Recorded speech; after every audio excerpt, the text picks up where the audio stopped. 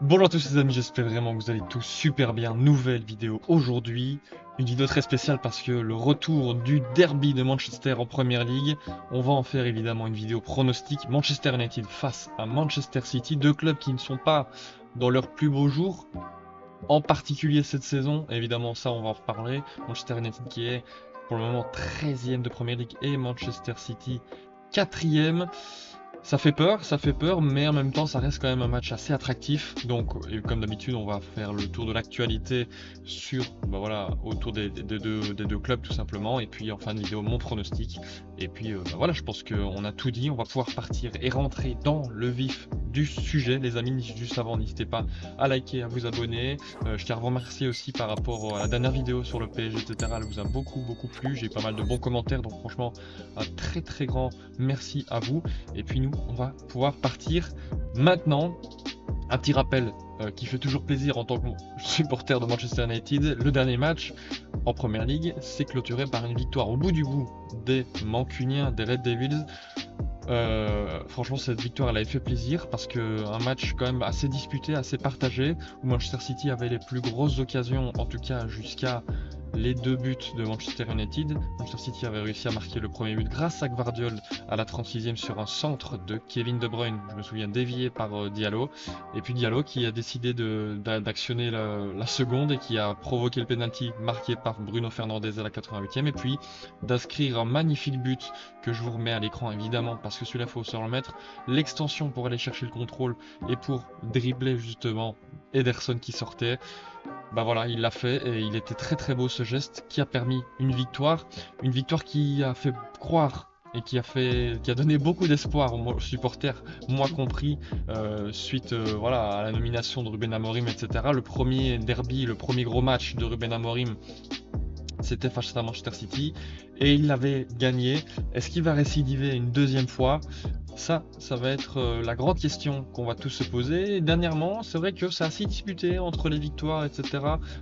C'est un petit léger avantage pour Manchester City, mais c'est vrai qu'il y a la victoire en FA Cup de United la saison passée et de City il y a 2 saisons. Donc c'est assez disputé en ce moment. C'est souvent voilà 2-1, 1-1, etc. Voilà, on est plus ou moins sur les mêmes standards. Il y a jusqu'à quasiment chaque fois au moins un but des deux équipes, à part là le 0-3. Mais sinon, ça va être un match, on sait, qui va être disputé. Une atmosphère spéciale, un contexte spécial à Old Trafford. Évidemment, on va commencer avec Manchester United qui, dès le retour de trêve, ne rassure pas son équipe et ne rassure pas ses supporters parce que défaite face à Nottingham Forest. Pourtant, match très bien maîtrisé. Manchester United a la possession très haut, récupère des ballons très haut, surtout en première mi-temps. Mais malheureusement, après un corner pour Manchester United, Elanga, l'ancien de la maison en plus, va faire une course de 60 mètres et terminer l'action par un but. Il a tout fait tout seul, magnifique. Voilà, on sait bien que Nottingham Forest, leur grosse force, s'ils en ont une, c'est les reconversions rapides, la transition offensive. Et ils l'ont fait en 5 minutes. Une action, un but pour Nottingham Forest. Les hommes de Nuno Santo sont mis dans les meilleures conditions pour après défendre à 5 parce qu'il a fait des changements très rapides avec la blessure de Heina, le défenseur gauche. Il a fait double changement qui sont passés à 5 défenseurs. En plus de cela, c'est pas si mauvais d'avoir fait ça parce que Manchester United a du mal à beaucoup créer, malgré le fait qu'on ait 23 tirs, 6 cadrés, c'était quand même très peu dangereux. Matsels a été très rarement inquiété. Il y a vraiment qu'à la quasiment dernière seconde où Mourinho est obligé de s'employer quasiment à même la ligne. Sinon, Manchester United n'était pas très dangereux, n'a pas inquiété vraiment Sales, contrairement à Nottingham Forest qui a eu besoin de seulement 2 tirs cadrés pour marquer. Donc voilà, un match totalement maîtrisé, on va dire, en termes d'émotion de la part de Forest, mais on a senti un peu de mieux dans dans les conversions, conservation de ballon, etc. de Manchester United. C'est vrai, on a senti un mieux, mais dans le dernier tiers, ça reste toujours aussi compliqué depuis la blessure d'Amad Diallo.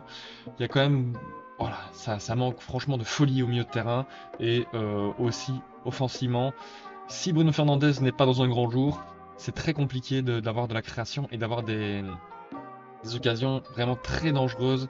Euh, du côté de Manchester United, et c'est ça aussi qui me fait peur face à Manchester City, et c'est pour ça aussi que Manchester United se retrouve 13e de Première Ligue avec 37 points seulement, seulement 37 buts inscrits, c'est très très peu, plus de défaites que de victoires. Franchement, ça fait peine à voir, surtout qu'en plus les trois derniers, enfin les trois derrière Manchester United, qui sont West Ham, Everton et Tottenham, sont qu'à une victoire de rattraper les points de Manchester United. Donc franchement ça fait peur, mais voilà, en même temps je pense que la saison en Première Ligue est terminée. Il va falloir chercher des automatismes avec cette équipe, et surtout aller chercher l'Europa League. Ça c'est le grand objectif, je pense, de cette saison. Il y avait un gros programme pour Manchester United dès le retour de trêve. Il y avait donc ce voyage à Nottingham Forest au City Ground, la réception de Manchester City, aller à Lyon pour la phase allée des quarts de finale, aller à Newcastle, ça va être très très chaud face aux Magpies, et après recevoir le retour face à Lyon le jeudi 17 avril. Donc voilà, 5 matchs en 17 jours. Ça va être compliqué de voir des belles choses à chaque match, mais voilà, en tout cas, je pense que le principal objectif pour Manchester United, c'est l'Europa League. C'est sûr que s'ils veulent aller chercher une place pour la Ligue des Champions, c'est le seul moyen, c'est de gagner cette Europa League, même si ce sera pas une chose facile, ça c'est sûr, parce que Lyon, ça reste quand même une équipe qui peut mettre en difficulté cette équipe, en tout cas, de Manchester United. Les blessés côté Man U, c'est Aiden Even. Il va bientôt être de retour, il me semble que j'ai suivi les dernières actualités. Il sera bientôt de retour dans l'effectif, peut-être d'ailleurs qu'il sera déjà sur le banc, mais en tout cas c'est sûr qu'il ne commencera pas le match. Johnny Evans aussi qui va bientôt revenir, bon, lui c'est pas très grave s'il revient pas, on va pas se mentir. Lisandro Martinez évidemment qui s'était blessé il y a maintenant deux petits mois, qui ne rejouera pas cette saison. Amad Diallo qui, selon les dernières rumeurs, devrait reprendre la compétition cette saison, en tout cas dans plus ou moins 3-4 semaines si j'ai bien suivi. Et puis Kobbie Mainoo qui est sur un retour aussi très prochainement. Donc voilà, en tout cas pour les dernières actualités au niveau des blessés. La compo utilisée face à Nottingham Forest, c'était un classique, hein, forcément, avec Ruben Amorim, le 3-4-2-1, avec Onana dans les buts, la défense à 3, Yoro, De Ligt, Mazraoui, le milieu, enfin la ligne médiane avec Dorgu, piston gauche, Casemiro et Ugarte en tant que double milieu central, Dalot à droite, et puis devant Garnacho, Fernandez en soutien d'attaque avec Zirkzee. Un match assez compliqué quand même pour forcément les offensifs. Le gros point positif qui fait vraiment très plaisir, c'est Yoro. Il avait été un petit peu blessé avant la trêve, là il revient et il nous montre quand même qu'il a beaucoup de qualité. Dans les duels, c'était le meilleur. Face à Nottingham, c'était le meilleur. C'était le seul qui osait prendre le ballon aussi dans ses pieds, de faire un petit dépassement de fonction, d'aller chercher, de créer le surnombre avec ce ballon. Il a gagné beaucoup de duels, il a fait un super retour aussi sur Elanga dans les derniers instants du match, qui maintient en vie Manchester United.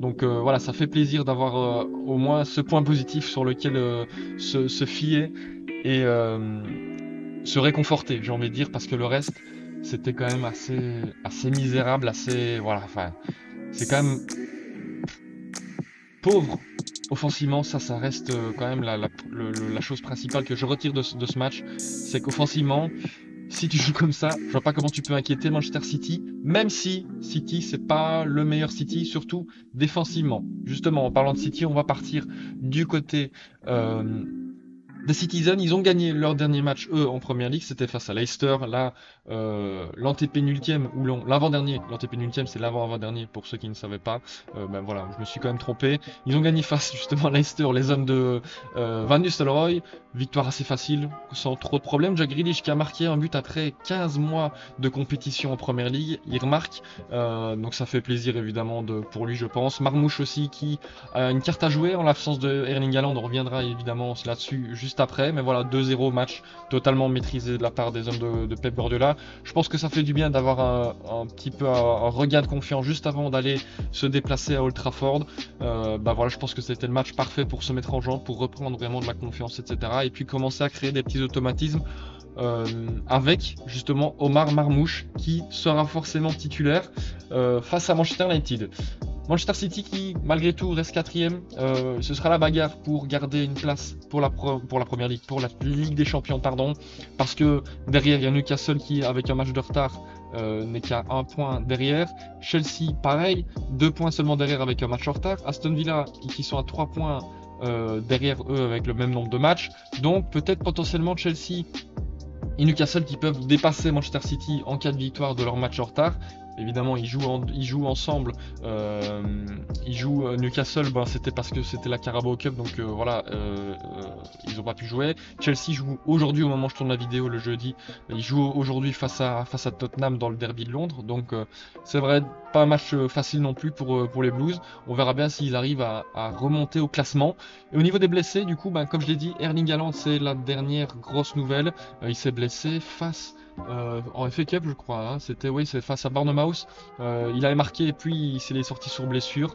Rodri toujours blessé, Akanji, Stones, Ake.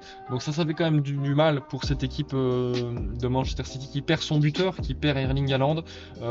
Mais, voilà, ça fait le bonheur de quelqu'un d'autre. Ça fait le bonheur de Omar Marmoush qui a eu des débuts plutôt compliqués, on va pas se mentir, comparé à son début de saison à Francfort. C'était pas voilà le même niveau. Il commence voilà un petit peu à s'adapter. Et je pense que là, c'est le match où il sera forcément titulaire quasiment à tous, je pense tous, à moins d'une blessure. Bah, ça va lui faire du bien de pouvoir mieux s'adapter, d'avoir aussi des automatismes avec les joueurs offensifs de Manchester City, de mieux comprendre le système, etc. Ils ont évolué en 4-2-3-1, les hommes de Pep Guardiola face à Leicester. Ça va être un peu une animation différente parce que forcément Marmoush n'est pas le même type de joueur que Erling Haaland qui attend dans la surface bêtement, bon c'est péjoratif de dire ça, mais qui attend en tout cas dans la surface bien placée. C'est vrai que c'est pas bête, évidemment s'il est là et qu'il marque, il a raison, mais ça c'est quelqu'un qui a une meilleure qualité ballon au pied.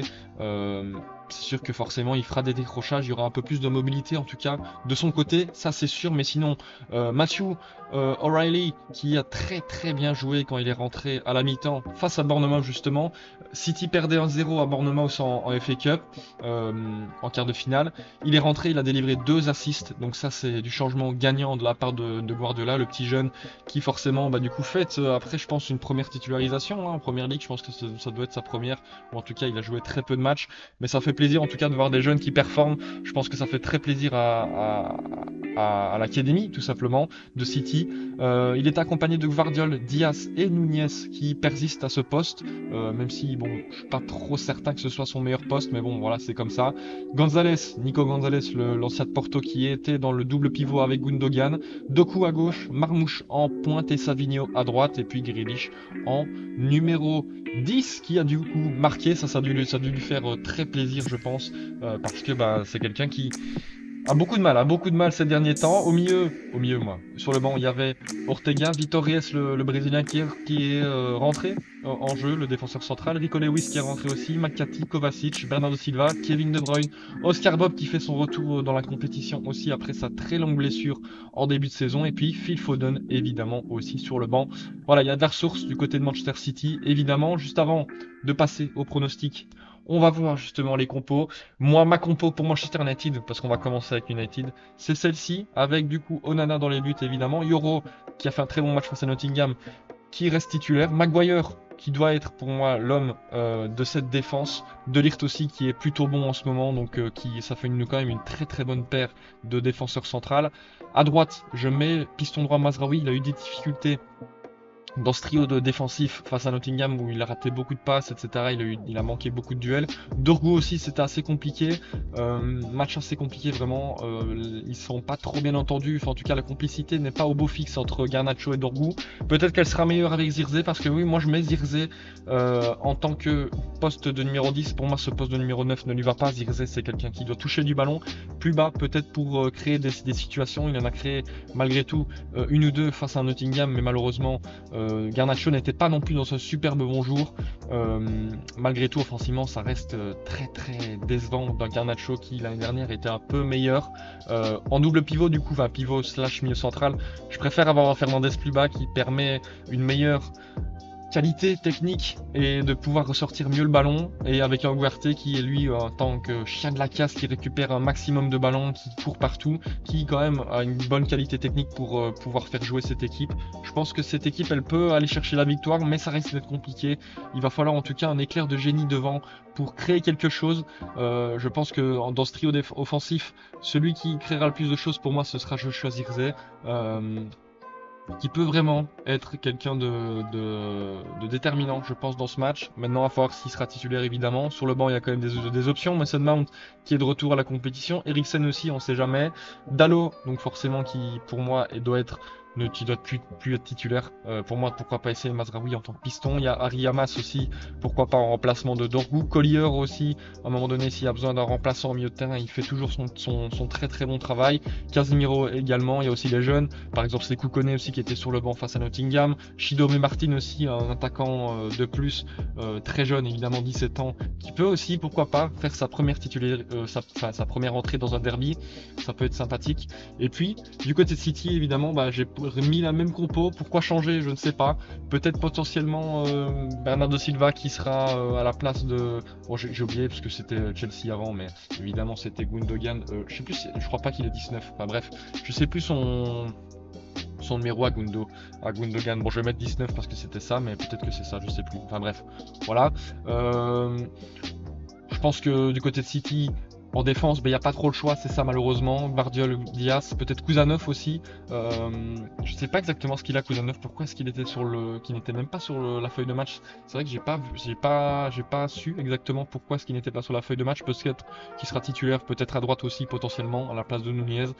Gundogan du coup et Nico Gonzalez en tant que double pivot, je pense que c'est la meilleure option qu'ils ont. Peut-être Rico Lewis, peut-être à la place de Gundo, qui veut apporter un peu plus de dynamisme dans le jeu.